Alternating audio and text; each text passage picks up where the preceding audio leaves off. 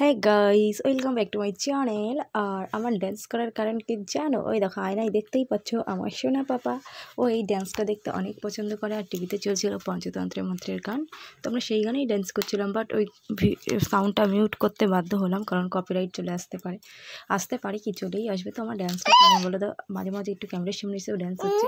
আর এই দেখো আমার ছেলে পাশ থেকে করেই যাচ্ছে। আবার করো তুমি। ওই আয়নায় কে ছিল? ওই আয়নায় দাঁড়িয়ে দাঁড়িয়ে কে দেখছিল ড্যান্স? তো এই ড্যান্সটা ছেলে অনেক পছন্দ করে। তো চলো সাউন্ডটা একটু মিউট করে দিলাম।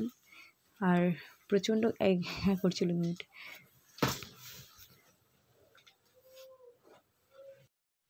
তারপরে ক্যামেরা নিয়ে চলে আসলাম আমার পাপা সোনার পাশে। দুজনে খুব মজা করছিলাম। এরপর আমি বেরিয়ে যাব অফিসে যাওয়ার আগে এরকম কেরামতি করছিলাম রেডি হওয়ার আগে। তো দেখো, রেডি হওয়ার আগে আমরা দুজনে একটু ড্যান্স করে নিয়ে যাচ্ছি। এবার আমি বেরিয়ে যাব অফিসে। তো দেখো টিভিতে কী চলছিল তোমাদের দেখাচ্ছিলাম, পঞ্চতন্ত্রের মন্ত্রে চলছিল। তো এরপরে হবে নাট বল্টু। এবার পাপার ড্যান্সটা তোমাদের দেখাই। দেখো, শেষ।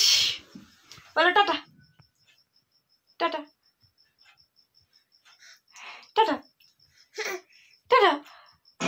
তো এখানে সাউন্ডটা আবারও মিউট করে দিলাম, কারণ এবার শুরু হয়েছিল নাট বল্টু, আমার বাবার ফেভারিট সং। তো সেইটা শুনে ও একটু ড্যান্স করছিল, আর একটু ক্যামেরার সামনে তো একটু ঢং করছিল।